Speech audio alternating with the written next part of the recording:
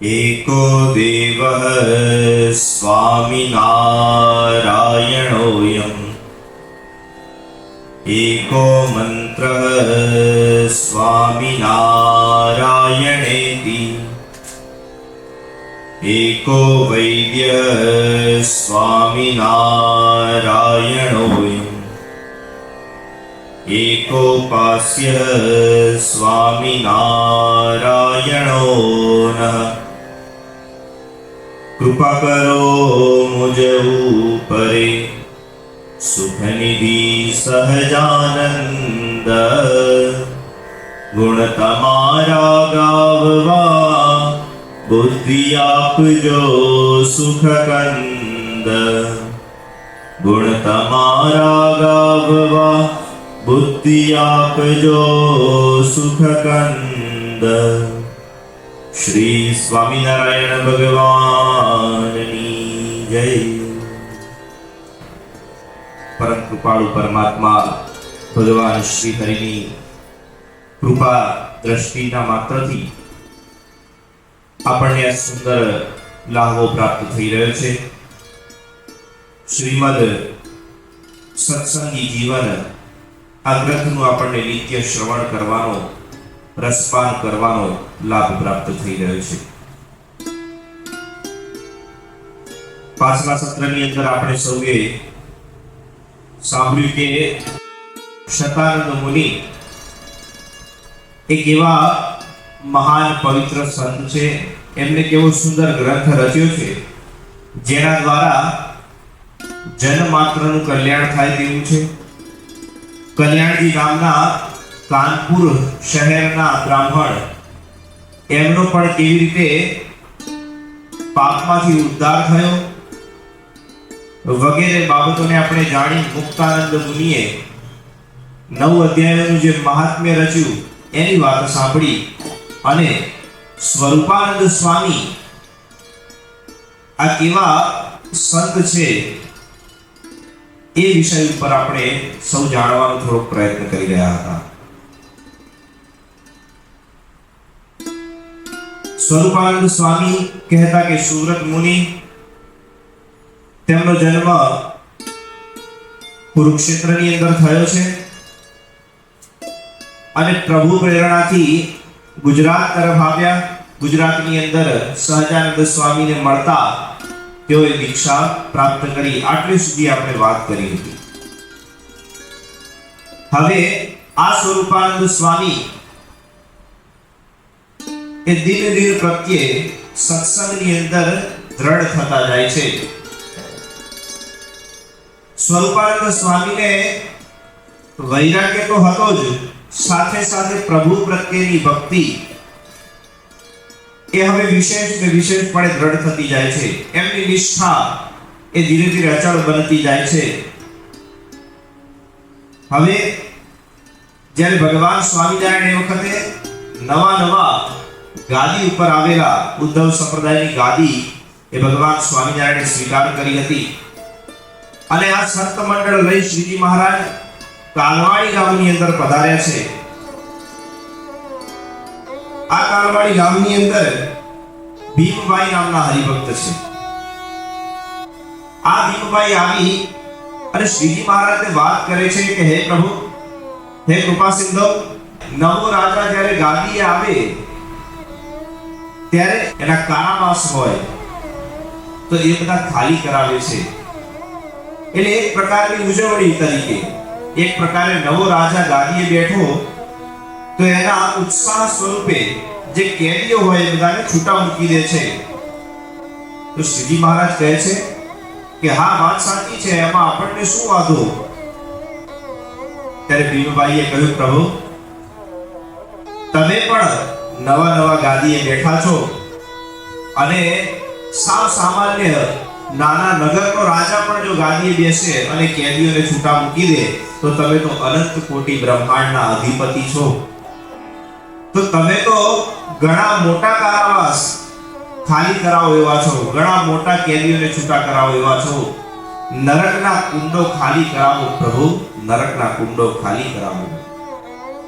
ભીમભાઈએ જ્યારે આવી પ્રાર્થના કરી શ્રીજી મહારાજને એટલે શ્રીજી મહારાજ કહે કે એ તો રાજા હોય એનાથી થાય, હવે તો ક્યાં રાજા છીએ. ના પ્રભુ, તમે આ તે વાતમાંથી જરાય ચલાયમાન ન થશો અને અમારી વાત થોડુંક માન રાખો. ત્યારે શ્રીજી મહારાજ ત્યાં દૂર ઉભેલા સાધુ સુવ્રત મુનિ એટલે કે સ્વરૂપાનંદ સ્વામીને નજીક બોલાવે છે. સ્વરૂપાનંદ સ્વામી, અમે તમને આજ્ઞા કરીએ છીએ, તમે નર્ક લોકમાં જાઓ, નર્કની અંદર જઈ નર્કના કુંડ ખાલી કરાવો, ત્યાં રહેલા જીવોને નર્કમાંથી છોડાવો. પ્રભુ, આ કેવી વાત કરો છો? મારાથી નરકમાં કેમ જવાય? ત્યાં તો ભયાનક દ્રશ્યો સર્જાયેલા હોય, મારો મારો, કાપો કાપોની બૂમો પડતી હોય, અને એવા સ્થાનની અંદર મારાથી કેમ જવાય?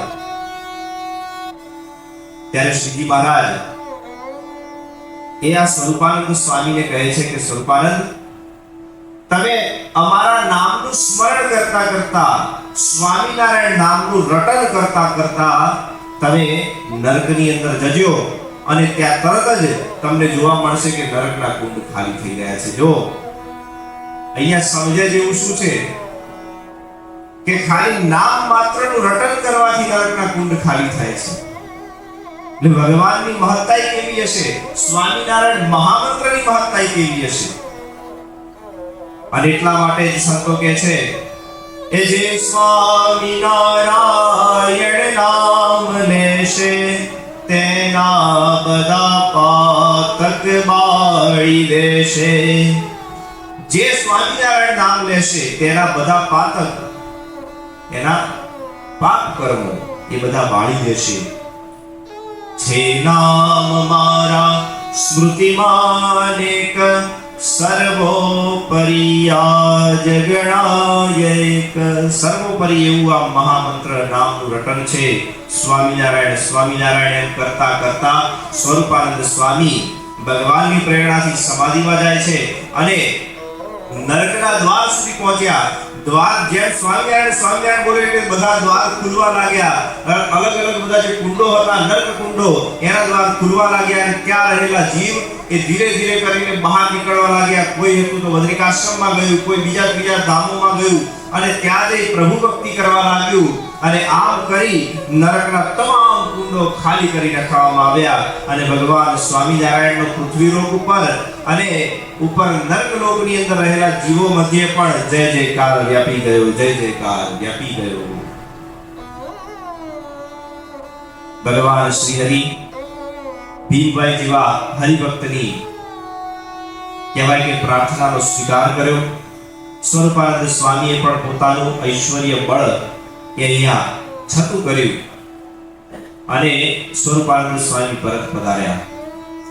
ભગવાન સ્વામિનારાયણની વાત કરી કે આવી રીતે હું ગયો, ત્યાં આવું કરવાથી, સ્વામિનારાયણ નામનું રટન કરવાથી તમામ જે બધા જીવો હતા નરકમાં ભરાયેલા એ બધાનો મોક્ષ થયો.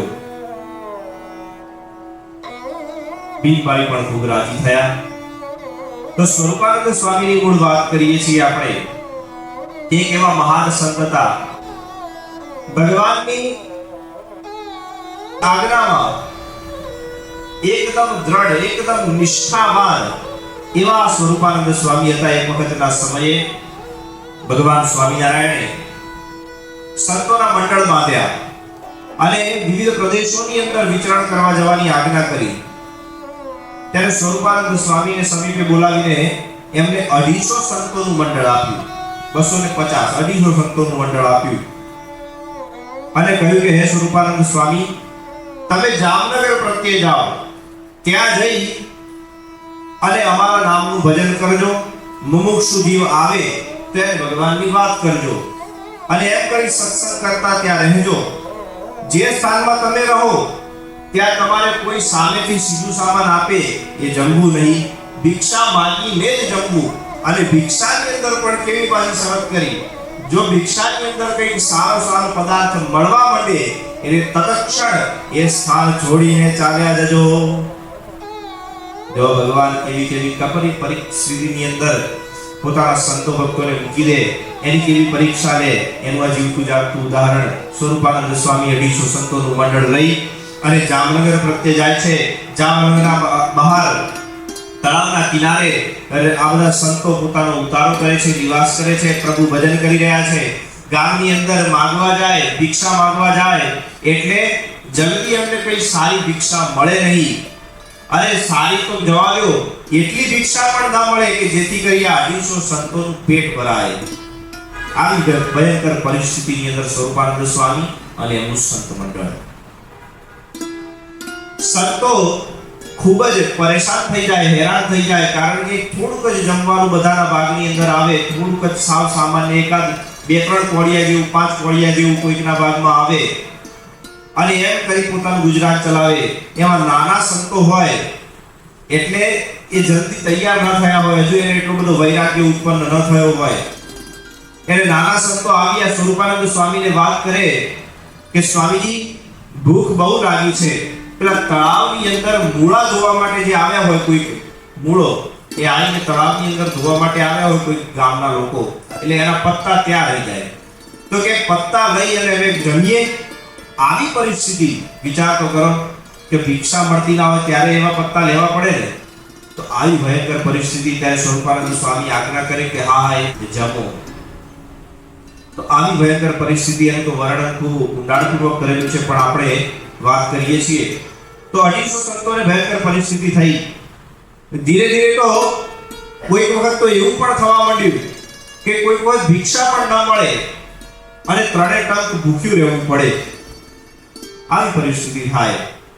પછી સ્વરૂપાનંદ સ્વામીએ હિંમત કરી અને ભગવાન શ્રી હરિને પત્ર લખ્યો કે પ્રભુ અમે અમુક સ્થાનમાં છીએ, અમે આ રીતે ભયંકર પરિસ્થિતિની અંદર મુકાઈ ગયા છીએ, નાના સંતોથી ભૂખ સહન થતી નથી અને વારંવાર ઉપવાસ કરવાનું થાય છે.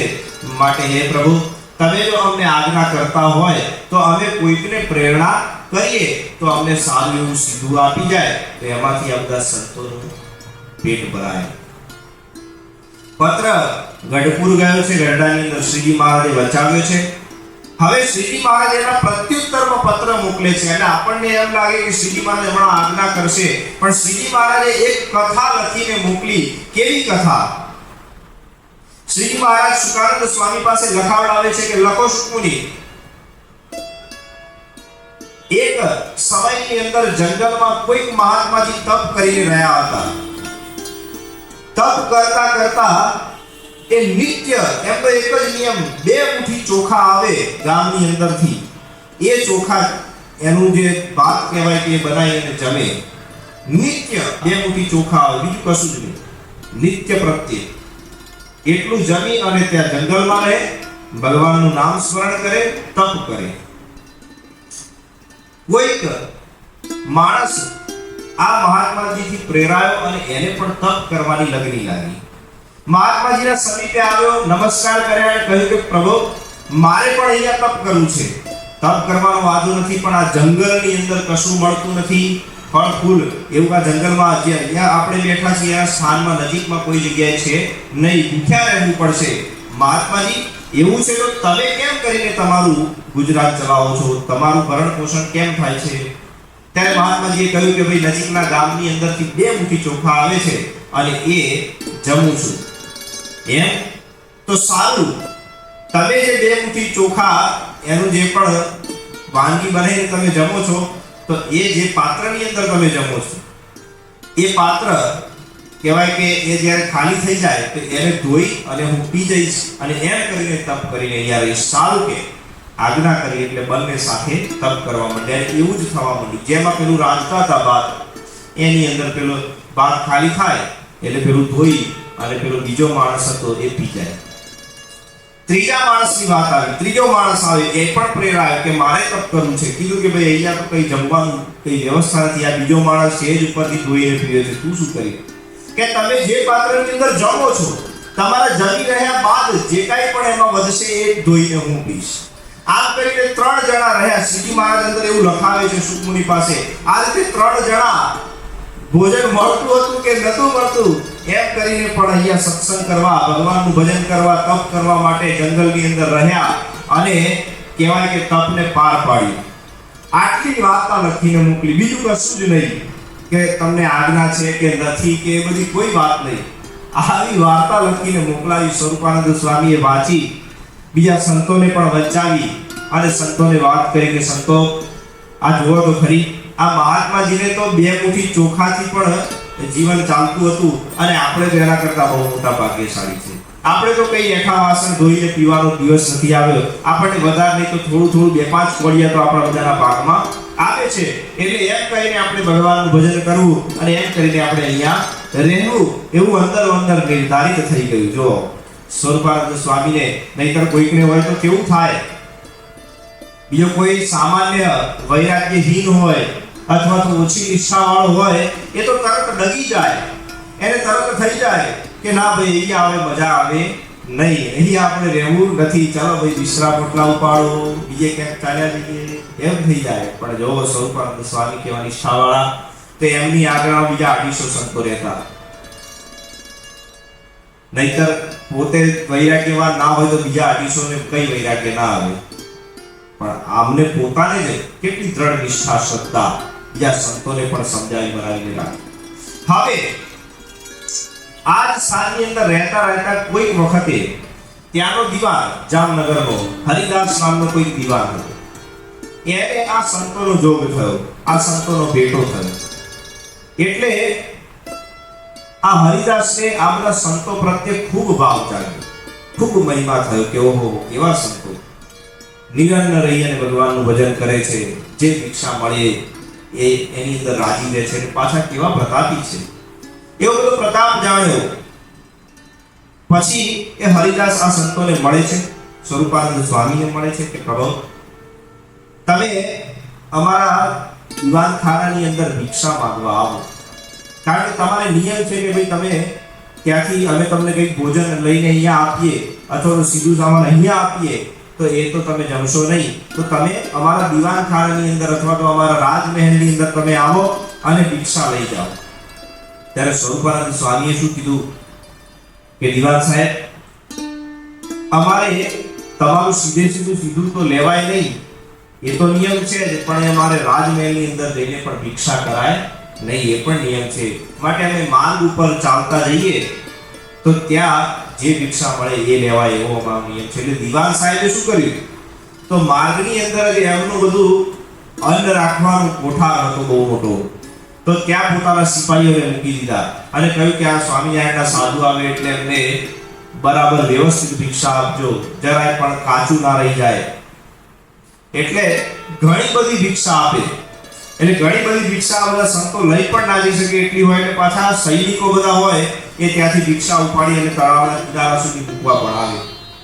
આવી પરિસ્થિતિ થઈ. જામ બાપુને ખબર પડી કે આપણા શહેરમાં આવા પ્રતાપી સાધુ આવ્યા છે, આવા વૈરાગ્યવાન સાધુ આવ્યા છે. એ જામ બાપુ પણ દર્શને આવ્યા. ઓહો કેવા પ્રતાપી સાધુ, કેવા આહા, બધો મહિમા જાણ્યો, રાજી થયા. દીવાનને વાત કરી કે આપણે ભિક્ષામાં કઈ કાચું ના રહેવું જોઈએ, આ સંતોને બિલકુલ પણ તકલીફ ના પડવી જોઈએ, જે સ્થાનમાં રહે છે તે સ્થાનને પણ ખૂબ સુંદર બનાવો, એના આસપાસ કોઈ પણ પ્રકારનો ભય ના રહેવો જોઈએ, બધી સુવિધા કરાવવા માંડી. જામ બાપુને થયું કે આવા મહાન સાધુ એ આપણા શહેરની બહાર રહે છે, એના કરતા આપણા નગરની અંદર રહે અને નગર કરતા વિશેષ આપણા જ રાજમહેલમાં રહે તો કેવી સારી વાત થાય, કેવો આનંદ થાય, એવી લાલસા જાગી. પરંતુ પેલા સાધુને તો નિયમ હતું કે નગરની અંદર પણ જવાય નહીં રહેવા માટે, બહાર ક્યાંક રહેવાનું, એટલે અંદર તો ન આવ્યા. એટલે જામ બાપુ હજુ કંઈક વિચારો કરે છે અને ધીરે ધીરે આમ કરતા અહીંયા પરિસ્થિતિ એવી થઈ કે ભિક્ષા માંગવા જાય એ પહેલા તો ઘણી બધી ભિક્ષા અહીંયા તળાવના કિનારા સુધી પહોંચી ગઈ હોય. સ્વરૂપાનંદ સ્વામીને મંડળ બધું આખું આશ્ચર્યચકિત થાય એવી પરિસ્થિતિ પણ થવા માંડી. એટલે સ્વરૂપાનંદ સ્વામી નિર્ધાર કર્યો, ભગવાનની આજ્ઞા યાદ આવી કે જ્યાં ભિક્ષા સારી મળવા માંડે એટલે તત્ક્ષણ એ સ્થળ છોડી દેવું. સંતો, આપણે જો દિવસે અહીંયાથી જવાનો પ્રયત્ન કરીશું તો ગામ લોકો, દીવાન અને રાજા આપણને રોકવાનો પ્રયત્ન કરશે. માટે આપણે રાત્રિએ નીકળી જવું. પેલા 250 સંતોને એવી દ્રઢ નિષ્ઠા કે અમારા ગુરુ કહે છે એ વાત સાચી છે, ભગવાને અમને જે આજ્ઞા આપી છે એ સાચી છે, એ કહે એમ જ કરવું. અને રાત્રિના સમયને વિશે આ રીતે બધા સંતોનું મંડળ ત્યાંથી રવાના થઈ ગયું અને ગઢપુર પ્રત્યે પહોંચી ગયું. ભિક્ષા સારી મળવા માંડી એટલે. નહીતર કોઈકને તો માન સન્માન થાય, ઓહો કેવું આપણું માન સન્માન થયું, હજુ આપણો પ્રતાપ વધશે, હજુ આપણે કંઈક ચમત્કાર કરીશું. એમાં તો સ્વરૂપાનંદ સ્વામી તો ખરેખર ચમત્કારી. ધારાસર ગામની અંદર કોઈક વખતે વિચરણમાં ગયા હશે એ વખતના નજીકના સમયમાં. તો આ ધારાસર ગામની અંદર કોઈક બ્રાહ્મણનો પુત્ર મરી ગયો. રડતો રડતો સ્વરૂપાનંદ સ્વામીની પાસે આવે છે અને રડતા સાથે કહે છે કે પ્રભુ અમારા ઉપર દયા કરો, અમારા પુત્રને જીવતો કરો. સ્વરૂપાનંદ સ્વામી એ બ્રાહ્મણને ઘણું સમજાવે છે કે ભાઈ આ પુત્ર મરી ગયો છે, એ પાછો આવવાનો નથી અને આ દેહના બધા સંબંધી છે, આત્માનો કોઈ સંબંધી નથી. બધી આત્મા સંબંધી બહુ વાત કરી, પણ પેલાને તો બીજી કોઈ ગેડ જ ના બેસે. પેલાને તો મારે પુત્ર જીવતો કરો, બીજી કોઈ વાત નહીં. ત્યારે સ્વરૂપાનંદ સ્વામીએ કહ્યું કે ખાલી એટલું કરો, તમારા પુત્રના કાનની અંદર સ્વામિનારાયણ મંત્રનું નામનું રટન કરો, તમારો પુત્ર જીવતો થશે. અને આખા ગામની અંદર વાર્તા પ્રસરી કે ઓહો કેવા મહાપ્રતાપી સ્વામિનારાયણના સાધુ, એના કહેવા માત્રથી આ પુત્ર જીવતો થઈ ગયો.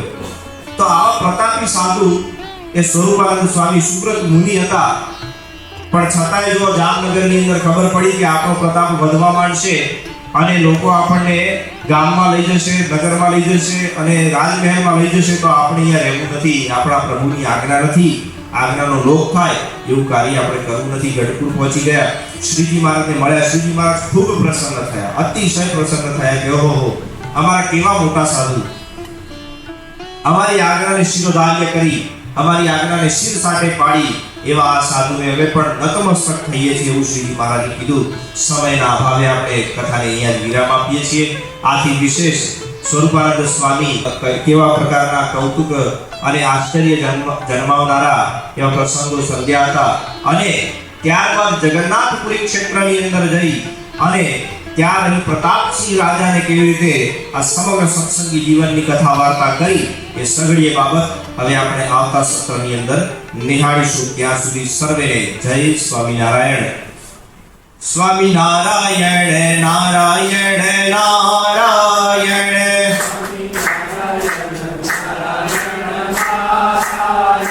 સ્વામિનારાયણ નારાયણ નારાયણ, સ્વામિનારાયણ સ્વામિનારાયણ,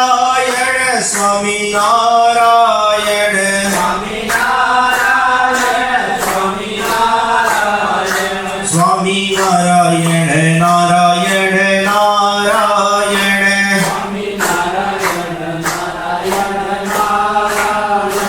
સહજાનંદ સ્વામી મહારાજની જય.